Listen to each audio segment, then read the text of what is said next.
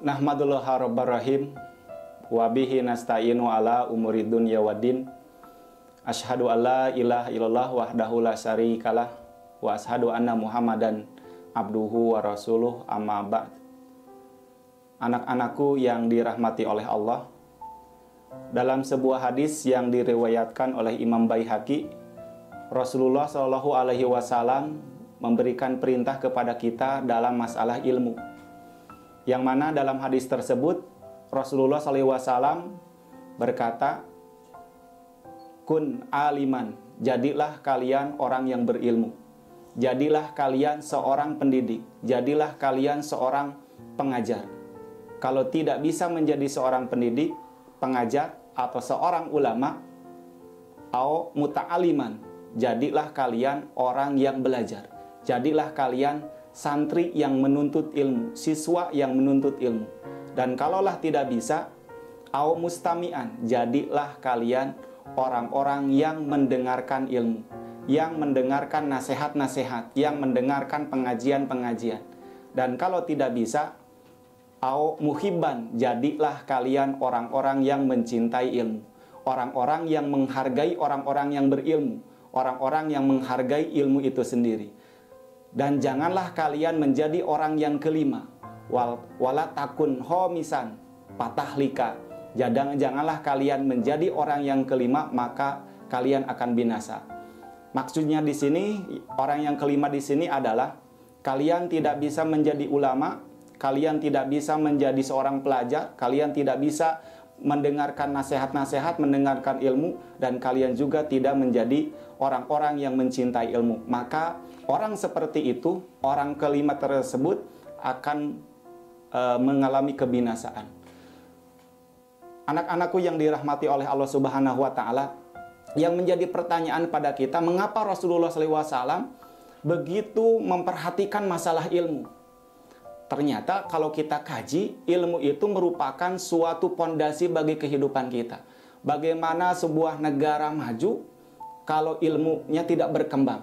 Bagaimana sebuah lembaga maju kalau ilmunya tidak ada? Misalkan saja gini, seorang pedagang tidak akan bisa menjual dagangannya kalau dia tidak memiliki ilmu tata cara berdagang. Seorang mekanik tidak bisa memperbaiki suatu benda, suatu barang kalau dia tidak bisa memiliki ilmunya atau tidak memiliki ilmunya. Seorang pengusaha, dia tidak akan bisa menjalankan sebuah perusahaan kalau tidak ada ilmunya. Makanya Rasulullah SAW sangat mewanti-wanti kepada kita, jadilah orang yang berilmu, atau jadilah seorang yang menuntut ilmu, atau yang mendengarkan ilmu, atau yang mencintai ilmu. Karena dengan ilmu kita bisa meraih kesuksesan di dunia atau kesuksesan di akhirat. Makanya dalam hadis yang lain Rasulullah SAW berkata, apabila kalian menghendaki kehidupan dunia, barang siapa yang menyukai kesuksesan dunia, maka raihlah dengan ilmu. Dan apabila kalian ingin kehidupan akhirat, maka raihlah dengan ilmu. Dan apabila kalian menghendaki keduanya sama, maka raihlah dengan ilmu. Anak-anakku yang dirahmati oleh Allah Subhanahu wa Ta'ala, ternyata ilmu bisa menentukan jalan hidup kita ke depannya seperti apa.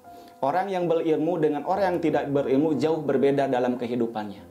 Makanya Allah Subhanahu wa Ta'ala dalam beberapa ayat mengatakan orang-orang yang berilmu itu akan diangkat derajatnya oleh Allah Subhanahu wa Ta'ala. Yarfa'illahu allazina amanu walazina utul ilma darajah. Allah akan mengangkat orang-orang yang beriman dan orang-orang yang berilmu beberapa derajat. Makanya kalau kita perhatikan dalam masyarakat kita akan jauh berbeda. Orang yang terpelajar, orang yang berilmu dengan orang yang tidak memiliki ilmu. Kita bisa perhatikan. Makanya untuk itu kita selagi ada kesempatan harus terus belajar, mencari ilmu dengan baik, bersungguh-sungguh dalam mencari ilmu. Mudah-mudahan kedepannya ilmu kita bisa bermanfaat untuk kehidupan kita.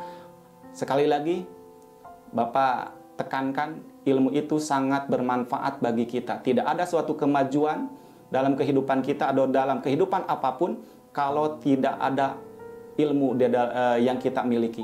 Mungkin itu saja yang bisa disampaikan. Rabbana atina fid dunya hasanah wa fil akhirati hasanah wa qina azabannar. Assalamualaikum warahmatullahi wabarakatuh.